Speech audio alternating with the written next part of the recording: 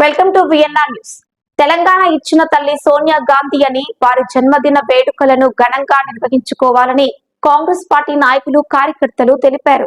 హన్మకొండ జిల్లాలోని కాంగ్రెస్ పార్టీ కార్యాలయంలో సోనియా గాంధీ జన్మదిన వేడుకలను ఘనంగా నిర్వహించారు.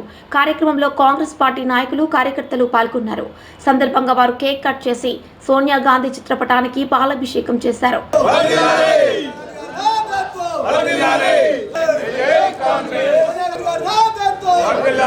అనంతరం వారు మాట్లాడుతూ తెలంగాణ ఇచ్చిన తల్లి సోనియా గాంధీ అని వారి జన్మదిన వేడుకలను ఘనంగా నిర్వహించుకోవాలని తెలిపారు.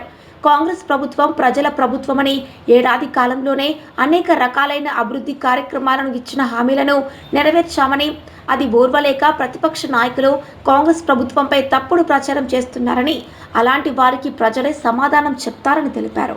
ఈరోజు సోనియా గాంధీ గారి జన్మదినం సందర్భంగా పలు కార్యక్రమాలు చేస్తూ కాంగ్రెస్ ఆఫీస్లో కూడా ఈ కార్యక్రమాన్ని చేసుకోవడం జరిగింది. నిజంగా కూడా సోనియా గాంధీ గారంటే మన తెలంగాణకు తల్లి లాంటిది. ఒక ఇచ్చిన మాట తప్పకూడదని, అక్కడ నష్టపోయినా ఆంధ్రాలో నష్టపోతున్నా అని తెలిసినా కూడా ఇవాళ తెలంగాణ ఇచ్చి తీరుతానని చెప్పి తెలంగాణ ఇచ్చినారు. వారికి తెలంగాణ ప్రజలంతా కూడా ఆ జన్మాంతరం కూడా రుణపడి ఉండాల్సిన అవసరం ఉంది.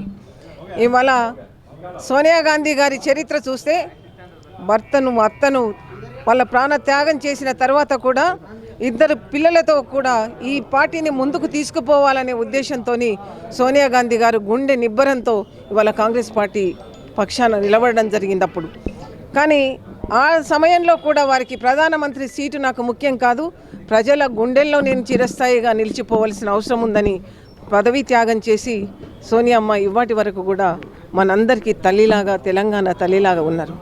నిజంగా ఇవాళ చూస్తే ఇవాటి రేపటి రాజకీయాలు చూస్తే స్వార్థంతో కూడిన రాజకీయాలు చేస్తున్నారు అందరూ. నిజంగా కూడా ప్రజలకు సేవ చేయాలనే ఉద్దేశం ఎవరికీ కూడా లేని పరిస్థితి మనకు కనిపిస్తుంది.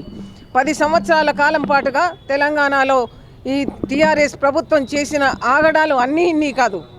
ఒక్కరు కూడా ప్రజల వైపున ఉండి ప్రజల కోసం, సంక్షేమం కోసం ఆలోచించిన సందర్భాలు ఏవి కూడా లేవు.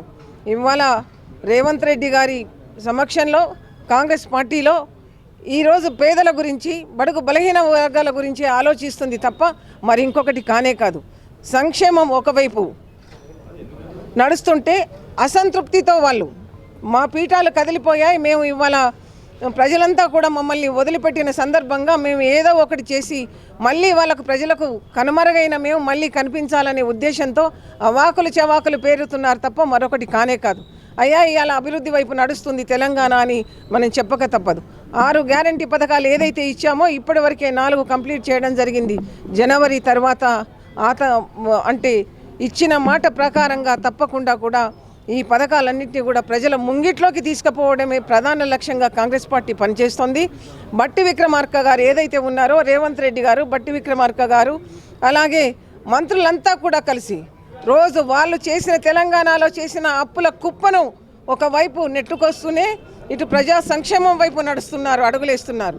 వాళ్ళందరికీ కూడా మనం తోడుగా ఉండాలి. తప్పకుండా కూడా ఈ తెలంగాణ ప్రజల ఆకాంక్షలు తీరాలంటే తప్పకుండా కాంగ్రెస్ పార్టీ వైపు అందరూ కూడా ఉండాలని మరొకసారి అందరినీ కోరుకుంటూ